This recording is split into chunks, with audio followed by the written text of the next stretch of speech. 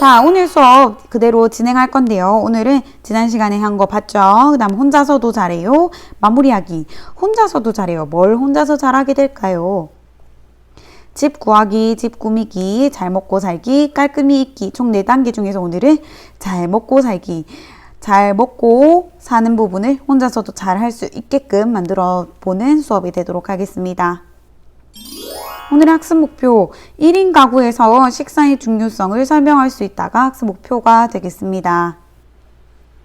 사람에게서 먹는다라는 것은 굉장히 중요한 거죠. 이렇게 1인 가구는 계속 증가하고 있는데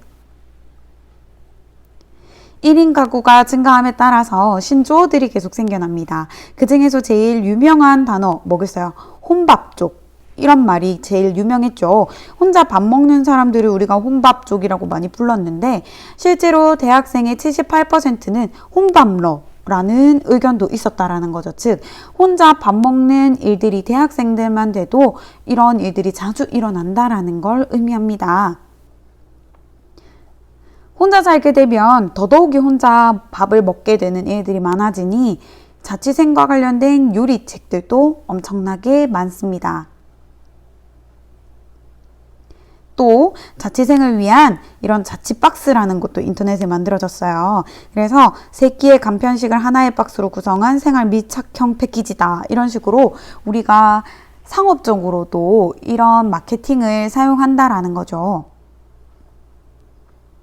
먹는다라는 것은 생명을 유지하고 건강 상태를 건강하게 만들어주며 만족감, 밥을 잘 먹었을 때 배불러, 오늘 잘 먹었다 라는 감정과도 관련이 있고 사람들과 같이 야 우리 밥 한 끼 먹자 라고 말하는 것처럼 친밀감 유지에도 굉장히 중요한 역할을 합니다.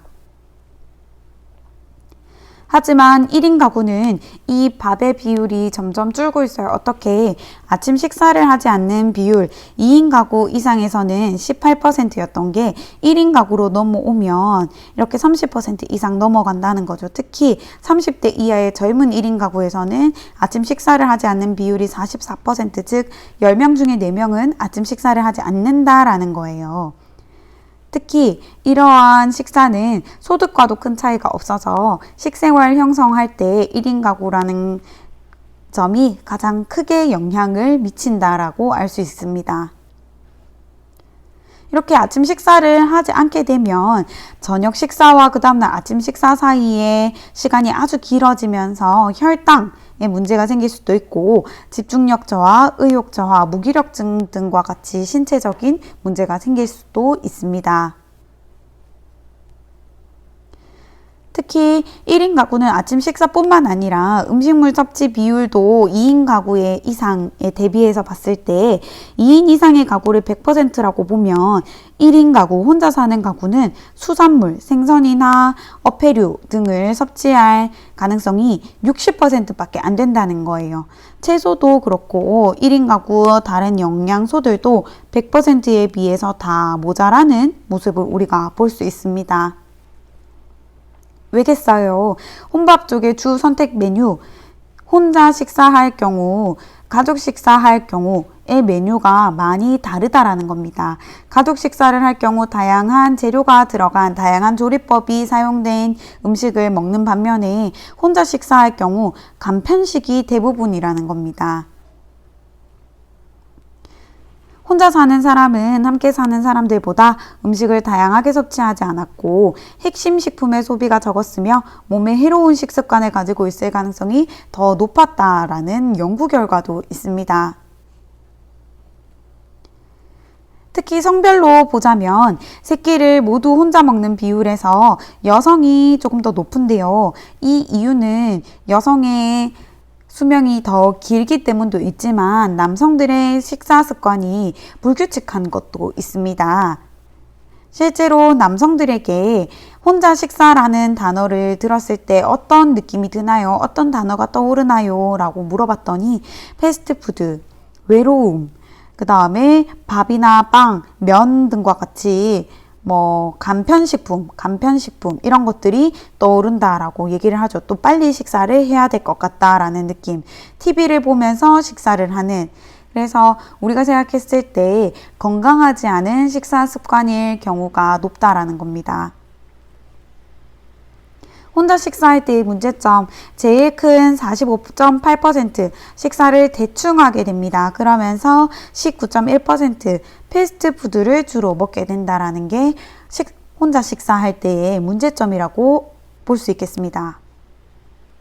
그러면서 편의점 도시락을 자주 섭취하게 되는데 편의점 도시락의 나트륨 수치, 즉 얼마나 짠가에 대한 분석을 해봤더니 하루 권장 섭취량, 나트륨 섭취량이 2000mg이라고 할 때 도시락 한 개를 다 먹었을 때 이만큼을 차지한다라는 걸 의미합니다. 그럼 3끼니를 똑같이 편의점 도시락을 먹게 된다면 곱하기 3 하게 되면 훨씬 더 많은 비율의 나트륨을 섭취하게 된다라는 거죠. 요 앞에 빨간색 부분은 100g당 나트륨 비율이에요. 그래서 우리가 편의점 도시락을 먹다가 남기지는 않게 되니까 대부분 다 먹는다라고 했을 때 이만큼 다 나트륨을 섭취하게 된다라는 걸 알 수 있습니다. 이러한 편의점 나트륨 식단이나 가공식품을 자주 섭취할 경우에는 암을 유발할 수도 있고 그 도시락 하나로 영양소를 다 채우기에는 좀 부족하다라는 걸 알 수 있습니다. 그렇다면 식사가 제멋대로인 1인 가구, 건강은 문제가 없을까요? 뉴스 영상을 통해서 한번 보도록 할게요.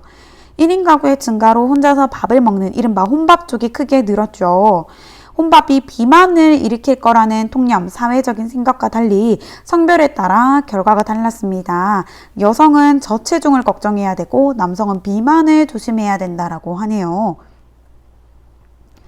원룸에 혼자 사는 30대 여성, 양상추와 방울토마토, 바나나가 한 끼 식사의 전부입니다. 왜 그랬나요? 물어보니 몸매 관리도 하고 싶기도 하고 다이어트 의지도 반틈, 귀찮아서도 반틈이라는 거죠. 그러면 남성은 어떨까요? 16년째 자취 중인 이 남성은 돈가스 집에 들렀습니다. 이 사람은 배고플 때 억지로 참다가 한 번씩 폭식을 하게 되는 거죠. 그러다 보니 3년간 체중이 급격히 증가했다라고 하네요. 통계 결과 같은 연령대인 여성과 남성을 비교해봐도 여성의 문제는 저체중, 100명 중 14명이 저체중의 문제, 그 다음 8%가 고도 비만을 경험하고 있어서 이러한 식습관 문제가 굉장히 중요하구나라는 걸 알 수 있게 됩니다. 특히 남성은 상대적으로 인스턴트 식품이나 외식 등으로 식사를 대충 때우기 때문에 비만에 가까워질 가능성이 굉장히 높다라고 하는 거죠. 젊은 사람들은 건강하기 때문에 이 정도는 괜찮다라고 생각하는 경우가 많은데 결국 심근경색이나 당뇨병, 성인병 등으로 이어지기 때문에 꼭 관리를 해야 하죠. 그러면 1인 가구 식사는 어떻게 해야 할까요? 건강한 식생활을 하도록 노력해야 되고 매일 30분 이상 운동을 해야 하는데요.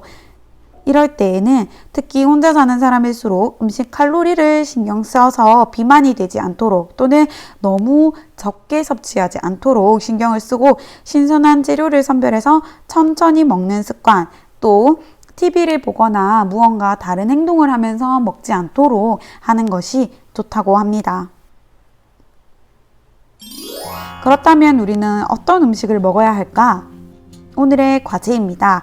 혼밥 쪽에게 추천하는 음식 영상을 찾아오세요. 영상 링크를 제출하는 방법은 유튜브로 접속한 다음 자취 요리, 쉬운 요리, 요리법 등을 검색하여 원하는 요리를 클릭 후 공유하기를 누릅니다. 여기 버튼을 누르면 이렇게 떠요. 이 부분에서 링크 부분을 복사합니다.